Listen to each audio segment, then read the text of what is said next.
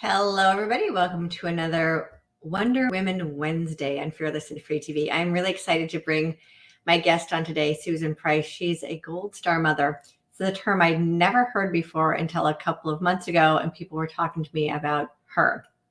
So I'm looking forward to finding out from her what her story is and how she's being of service to the world and what this term Gold Star mother means, then to share that with all of you.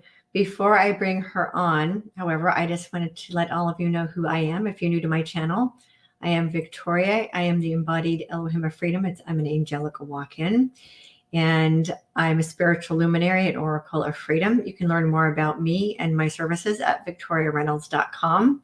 I'm the author of 4 books, and I have several programs for you to learn how to transcend this fear-based reality in your own life.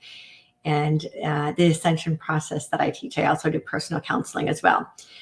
And also, I suggest, if you haven't yet, to jump on over to my website and sign up for my email list. And you'll actually participate in that when you grab a copy of my free book, Rise Up. And Rise Up is all about what's happening in the world right now. And the reason I want to be on my email list, one, my newsletters are very inspiring.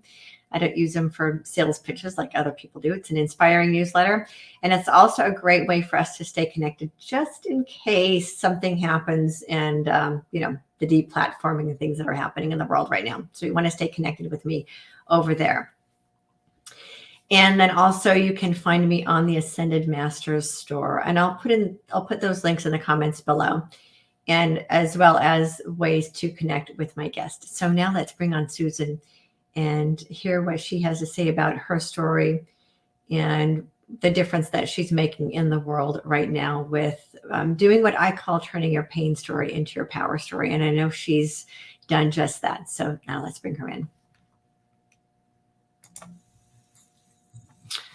Hi, Susan. It's so great to meet you. And I don't know if you know this, but your name has been popping up in my sphere of influence for about the last 2 months. People kept saying, Susan Price, Susan Price.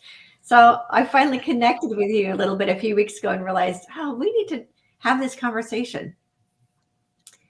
So thank you so much for being here. You're my new friend, and I'm so happy and blessed to be here with you today. Thank you.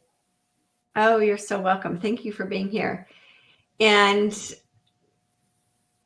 so you're what's referred to as a Gold Star mom. And I had never heard those words before. I had no idea what that even meant.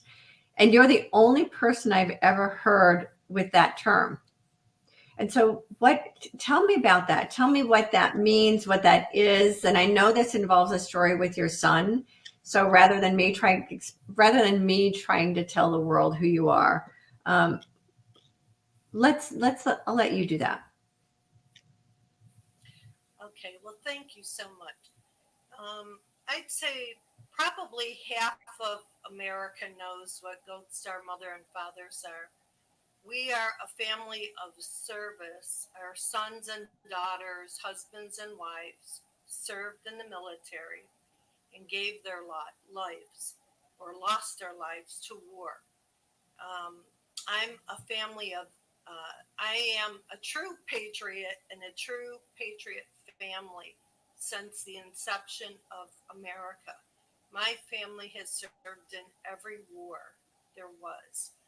And my son was a Marine, a very high profile Marine, who was killed in an ambush over 12 years ago, 12 and a half years ago.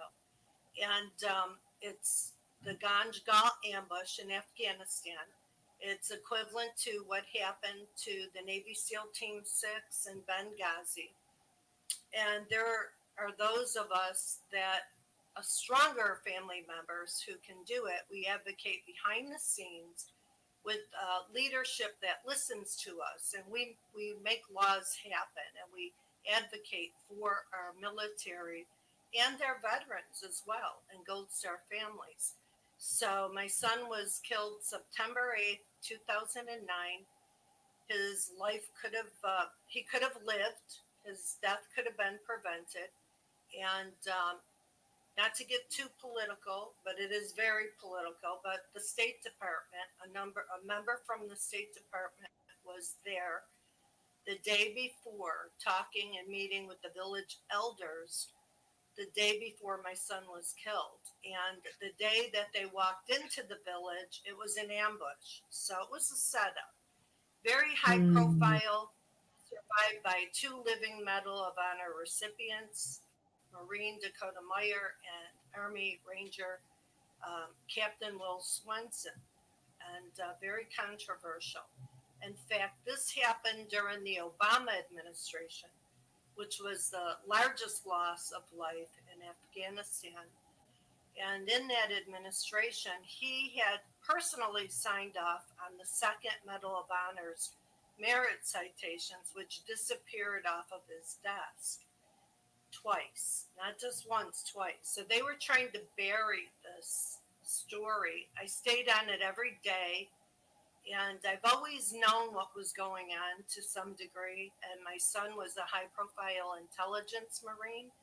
He had the highest security clearance, and he worked with the generals at U.S. Central Command in Tampa, Florida. And it really got really crazy with some of the things that happened before his death and before, during, and after.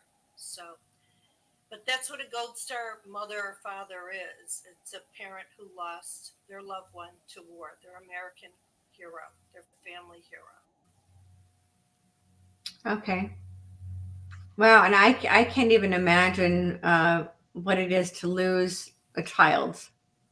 I can imagine it because I have two teenagers, but that devastation that comes with that. Well, I could tell you from myself and my other Gold Star family members, it is the heaviest cross to bear for a parent in this lifetime. And, my son tried to warn me before he went over there. And Aaron was highly decorated, Marine of the Year twice. He was the personal attendee to a former president at the RNC, actually George W. Bush, who my son worked personally for the general under George W. Bush at Central Command and worked with the generals that ran the Iraq and Afghanistan story. So I think he knew a thing or two what was Hmm. going on behind the scenes. And he would always say to me, Mama, you know too much. I'm not allowed to talk about the things that you and I would think are just everyday conversations, I could not have with my son. And he wondered, how do you know all these things? But I've just always had a sense of knowing. I'm empathic, very intuitive, have been as a child.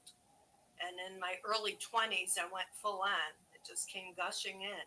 I've been a patriot for all my life. I served in the military too. I did 3 years. I'm an Army veteran. My father was a Marine. My uncles, cousins, brother, nephew, they all served. In fact, my great grandmother lost her son, her baby boy, on Christmas Eve in World War II. So when people walk around saying they're patriots, we actually have blood and skin in the game. Right. So the Patriot movement, I don't think a lot of people really even understand what that means. The willingness to give your life for your country. That's what your family has committed to. And then some. I mean, they work out in the community, spreading the word, and yeah. Okay. Since the beginning, it sounds like. I mean, because your family's been, as long as your family's been in the United States of America, they've been part of that. Exactly. In fact, my daughter is actually married to her husband is from the lineage Dr. Samuel Prescott, who finished Paul Revere's right between my family and my daughter's husband's family. So it's fascinating history. Okay. So he was a revolutionary for his family. Yeah, yeah. Wow. That's amazing. It really So, and is, my you know. family's been And here. you know, Yeah. And there aren't a lot of us. I know my family's been here since the very beginning as well. But my heritage is a little bit different in that my dad's side fought on the revolutionaries for the revolution, and my mom's side were Tories. So it's been interesting in looking at my family genealogy because part of my family in the Civil War, part of my family fought on the side of the South, part of my family fought on the side of the North. So they've always been uh, aspects of my family fighting on both sides, which is it's interesting. very interesting. In fact, I'm from up north, but I relate more and resonate more to the South. I live in Florida, but I come from upstate New York. So the tides are turning. Yeah, that's interesting. That Hmm. well, and I it's funny because I've been drawn to Florida lately, but I part of it Yeah. I live in California, but part of it for me is the weather. It's like the older I get, the further south I want to go because I It's like the heat. beautiful here. I lived in California as a child. My father was a Marine and we lived in Oceanside. Yeah. Okay. Oh yeah, that's not too Yeah. far from me. So it was And then the weather beautiful. here is beautiful, but it's not as warm as Florida. So Right. Yeah. so you then took your what I call turning your pain story into your power story. And what are you using that story for now to make a difference in the world? Well, it's what had happened at that time. Before that, let me backtrack. Before, when my children were younger and then they went to school because I was a stay at home mother, I wasn't going to have anybody raise my children. I was into working in health and wellness. I was a therapist and I worked in hospice and rehabilitation. And then I worked in marketing director for doctors. So I had that whole background. And when my son was killed, I took a couple of years off because I needed to heal and to look after my family, my daughter's grandchildren. It really handicaps your family in many ways, besides emotionally, when you lose a loved one, Mm-hmm. the way that we did, or domestic tyranny. Um, and so I did that, but the whole time I followed the story because it's interesting. When I started reading my 500-page investigation report known as the 15 6, and there's a story on CBS on 60 Minutes about this when Dakota Meyer was interviewed and said that my team was set up. And so I received, and all the family members, we received our 15 6. Well, half of it's redacted, it's inked out. So they don't really want you to know various aspects of what happened. And yeah, so they black it out, you know. So that was 12 and a half years ago. And so I prayed about it. When I read it, I cried, as you'd expect a mother or father to do. Um, and I prayed and I asked our Lord our Creator, to show me a verse in the Bible that would help me to move forward. I just wanted to know.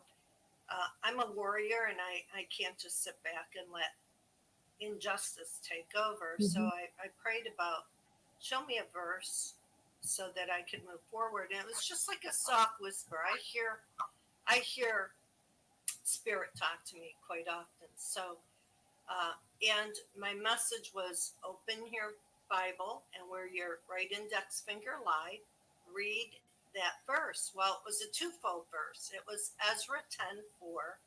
Arise and know this mission belongs to thee. We will be with thee. Go of good courage. And so I knew. I always know because we have all the answers within us. So, and I trust. And so I said, okay, well, I'm a writer, I'm a speaker. I could do that. And I just followed my heart and I started investing. I'm a researcher. So I started investigating. And my brother actually found some research the very first day of what was going on. And I read it and I networked and talked with the other parents. And well, you know how it is. But all the answers fell in place years later. It took a few years. But then I realized what had happened to me a few years before my son died, who he worked for, where he worked, what happened. And I started to notice a picture that he was set up to die by somebody from the inside, where he worked, who he worked for, and what he knew. And which is going into a book. But so I thought it was just all about me and my son at that point. But our creator had other plans. I went down the rabbit hole and all the stuff everybody's finding out today about all these issues, Pizzagate, this, that, who's involved with what. I saw 75% of it then, 12 and a half years ago. And Wow. who do you talk to? I talked to a few spiritual friends that I could trust, but people think you're crazy. Mm-hmm. And now it makes so much sense. My son knew a lot what was going on and who was involved. So what was an ambush or what looked like the fog of war in my son's case really wasn't. They were to silence them, get them into an area where they couldn't get out so that they could take their life from them. And today we hear about the deep state and this department and this branch of the three-letter alphabet. I can tell you it's true.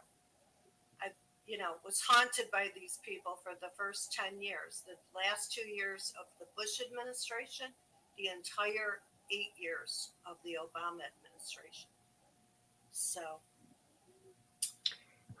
but you personally weren't haunted by them, but your son knew what was going on and he couldn't talk to you about it, right?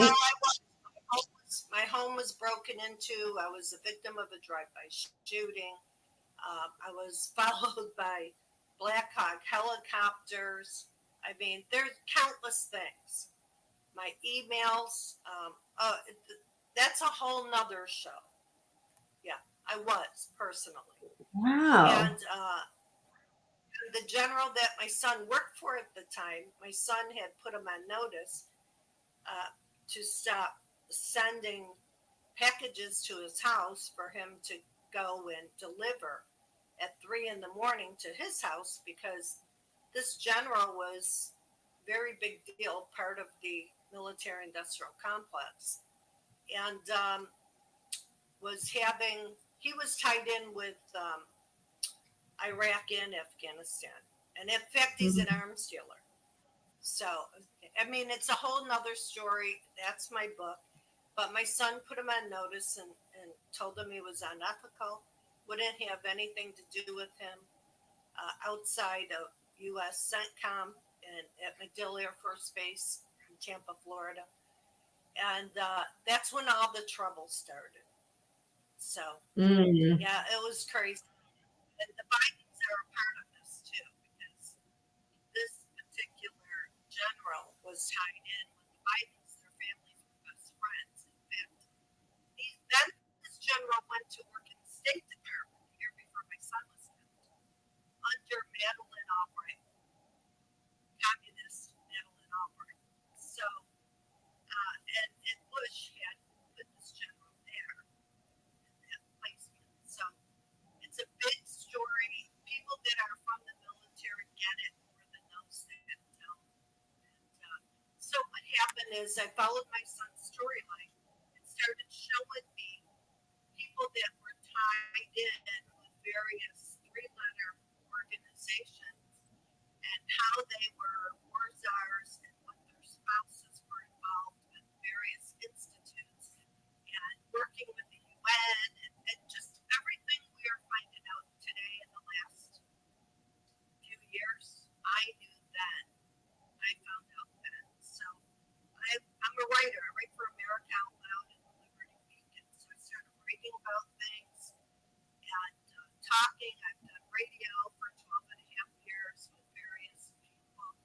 Hagman report, Doug Hagman, being out front and center because of the things that were weaponized and targeted against not just me, but other Gold Star, high profile Gold Star families. That we were in the news and we were tied in with meeting with generals at the Pentagon and want answers.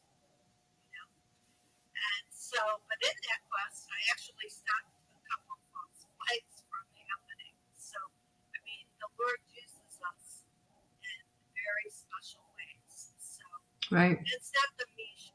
It was just what happened to me. I was used for healing, but on another level, working behind the scenes, which is what I love to do most. And so, last year, it was the 11th year.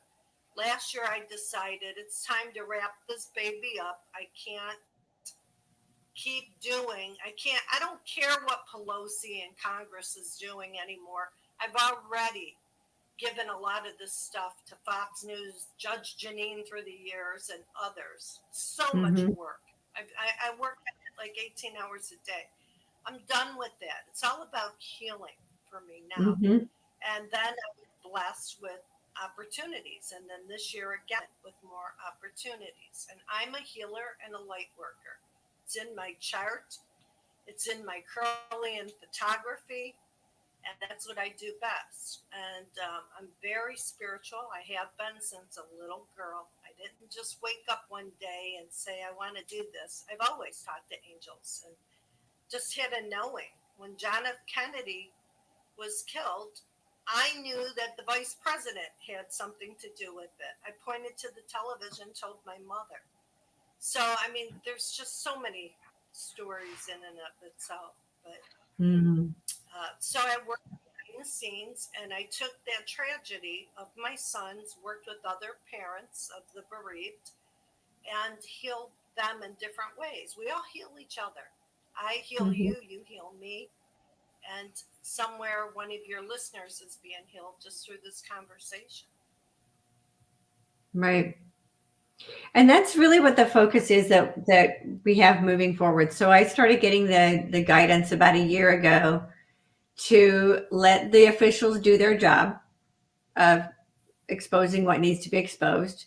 It's our job now to focus on bringing more light into the subjects and transmuting the darkness with our energy. So it's this phase that we're moving into now is those who are awake, and the rest will be awoken by more official narratives. And rather than us now individually being attached to trying to wake people the F up at this point, that to now let the officials do their job, whatever that looks like, of waking up the rest of the masses. Our job is to start creating the new reality. And part of that is healing. A big part of that is healing the broken hearts of humanity, healing our own stories. And when we do our own healing, that is a necessary part of transmuting the rest of the awakening process. That's a necessary part of the ascension process. So there are a lot of people who think, well, I'm awake because I'm aware of the corruption, but they haven't started the second half of the ascension process is the healing part. And not a lot of people have gotten to that part yet. So it's one thing to be aware, it's another thing to be spiritually awake. I couldn't agree more with you. And like I said, it was exactly a year ago that I too, that this is the message I got, start working. And then I was blessed with an opportunity. And I took that, and now we're working on a few other healing projects and state-of-the-art quantum healing. And there's a couple I can't talk about for about a week or two, but as soon as I can, I'll come back on and tell everybody. Well, the exciting thing is there are things you can't talk about, which means they're really good. Yeah. If you can't talk about them yet, it means it's state-of-the-art and they're just not available yet. And there are a lot of us who know that new technologies are coming and that they will be made available to humanity. when the timing is best. I try to use the term best instead of right, wrong, because we've been living in this right, wrong, good, bad reality for thousands of years. And this new love-based reality we're creating, the right, wrong duality will cease to exist. And so I really try to use the words best instead. So all of this will happen in the time that is best for all concerned. And if the technologies are made available too soon, then they'll get into the hands of the not best people. Let's put it that way. Mm-hmm. And so it's up to us to create an energetic environment for these technologies to be of the best service for humanity, so they don't end up back in the same old hands. Well, and when you do, it comes to you. Everything that is meant for you just like falls in your lap. Last week, it was really funny. I was working off of two computers, and I write. I have to have my articles in by Thursday morning.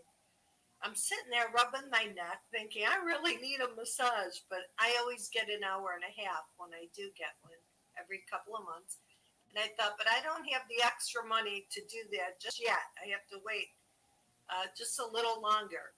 And well, I had it, but I didn't want to use it for that. Right. So 15 minutes later, I hear my messages coming in on my phone, and I looked, and it was the spa that I go to across the street. And it said, you have $389 on credit, and you can get a massage or a facial.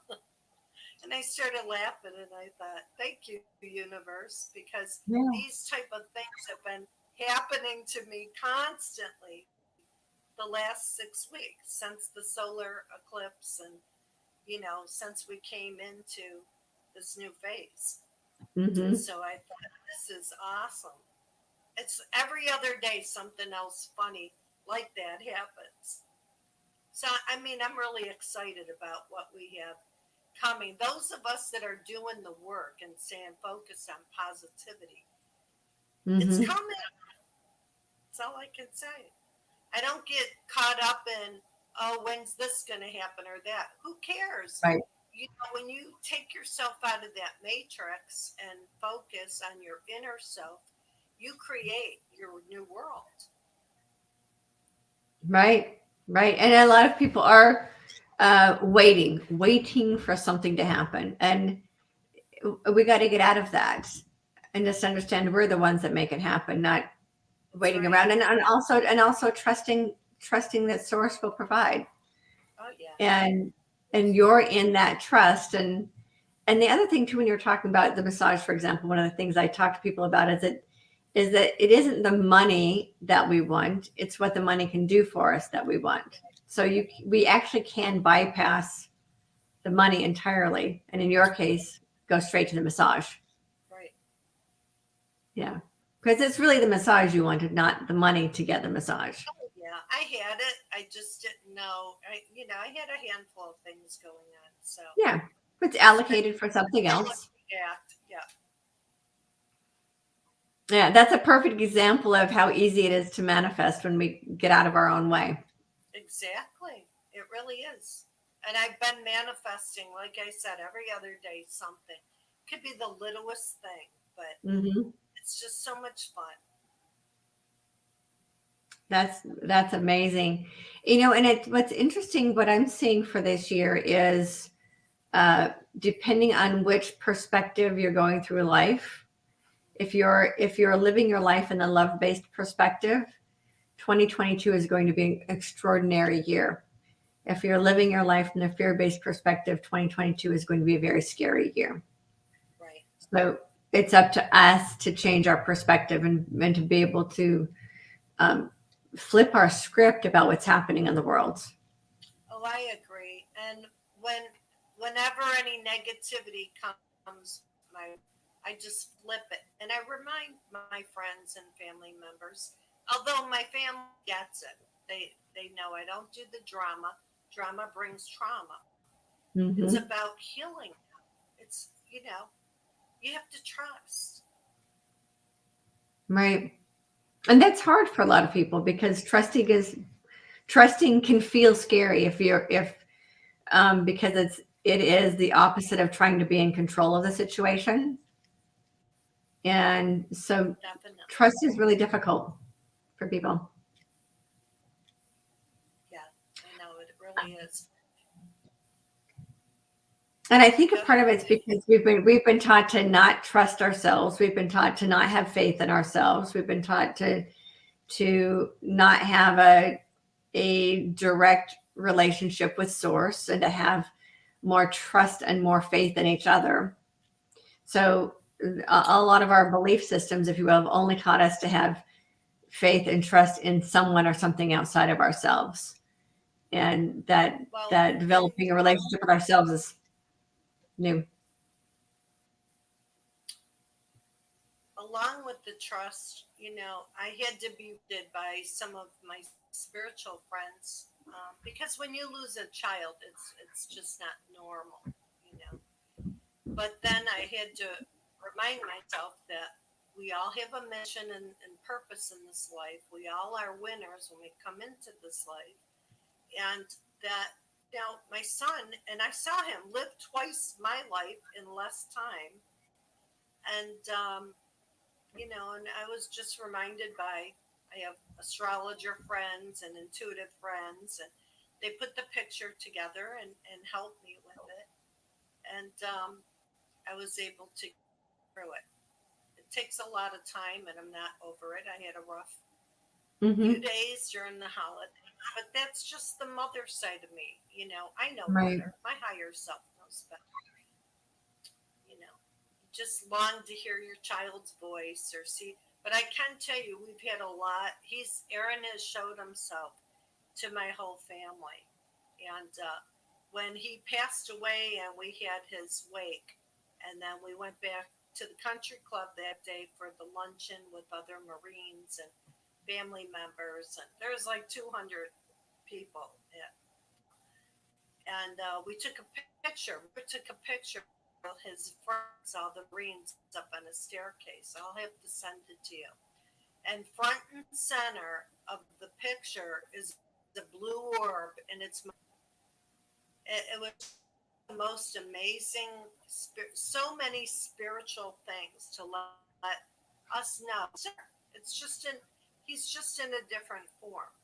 Mm-hmm. And so that really helps with the grieving on top of what we're doing to work for mankind in the background, with all the things that we've done for our movement with the military families. So I'll Yeah, send you that picture. It's pretty amazing. oh, that would be great. Yeah, and it's nice to know that he's still there. That that Yeah. Oh, and yeah. that the fact that he's in that photograph as the blue orb, right? That's one way that energy presents Well, you itself. can see the That face. he's there is supportive. You can see the, yeah, Oh, you you can see can his see his, face in the orb. oh, make the picture.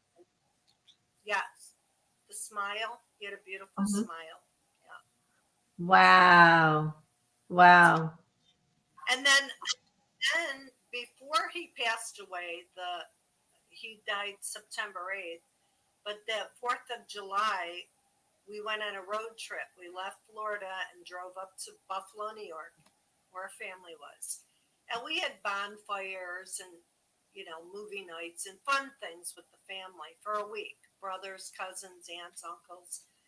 And the one night, at the bonfire, and we sat around the circle and had a glass of wine and talked family talk and laughed. And my son sat at like the 12 o'clock position on the clock. And so this was in July. Well, come 9 months later into the spring, and my brother went outside to mow his lawn. There's a big, tall purple flower about 2 feet tall that grew in the very spot that my son sat. My brother Mm. didn't have any flowers in the backyard, but purple, the color of resurrection, grew right from where Aaron's chair was. But I mean, there's so many signs he left. It's Wow, amazing. that is amazing. Yeah. Hmm. Wow. But we about these things. My family, this is what we live. We talk about these things. They're very much awake and knowing spirit and how the world works. What you don't see is what you get. Right, Sort of speak. right. Well, so much of our reality exists outside of our little microscopic vision, right? Most of what's happening in the world is in the periphery, and most people don't see it. Yeah, and that you get to is really amazing. So, what is it that you what is the organization that you write for? I write for America Out Loud. Okay. America Out Loud. It's an online magazine. And we have people from all over the world that follow us.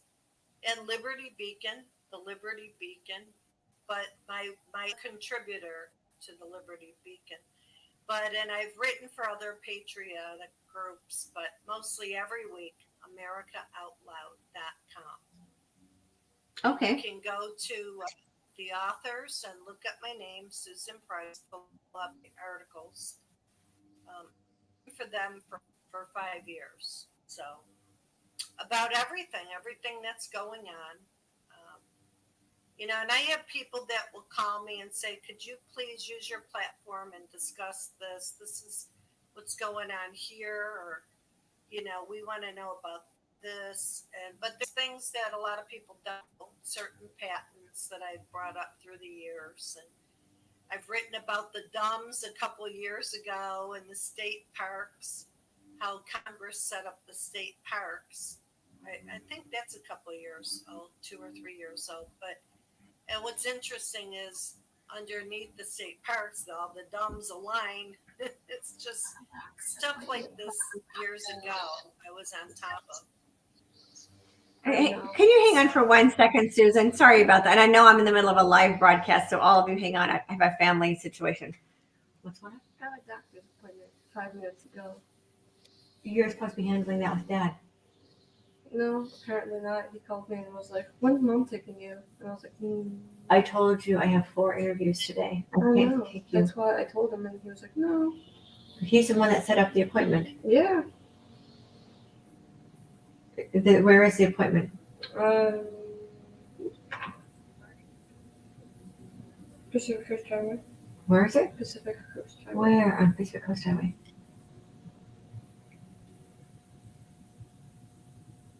502? 401. Okay. I have to take my daughter to a doctor appointment. So sorry about that, everybody. I don't do this. I have never interrupted one of my broadcasts before for anything, but my daughter's been hovering in the doorway for the last 5 minutes. No, you go, and we can pick up where another day. Okay, we'll do that. Yeah, I have to take her to a doctor appointment. Apparently, her dad set up a doctor appointment for her and didn't let me know that I'm apparently the one that's supposed to be taking her to a doctor appointment. I understand. I have 2 daughters. I could tell them I'm busy on an interview or doing this. It doesn't matter. I'm Mom. So have a blessed day. Thank you. And yeah, thank you so much for being here.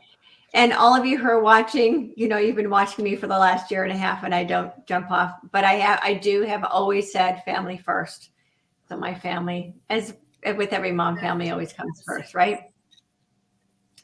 Yeah, so thank you, Susan, so much for being here and for being who you are and for the light that you are being in the world and the messenger that you are. And I look forward to the next time we talk. I know we're going to talk again in a couple of weeks about your healing modality, which I'm really excited about. And I want to learn more about you and where your show is. So let everybody know really quick where your show is, how they can find you to see your episodes. Is that on YouTube? Well, I am the Quantum Warrior Show, and it will be in effect in just a few weeks. We're working on a few things, but I'm also working on promoting my products that I have to get out first before this. Okay. Because it's very time consuming. So the Quantum Warrior Show. Okay, but it's not on yet. So when your show comes on, Not yet. let me know and we'll connect on that. I- Thank you so much for being here. And for all of you that are watching today, thank you so much for your patronage and for being the light that you are. As I always say, remember to hold your light so high others can't help but see their own light. Together, we are creating a world of peace, harmony, prosperity, and freedom for all life on earth. And as always, get bold, be fearless, and live free.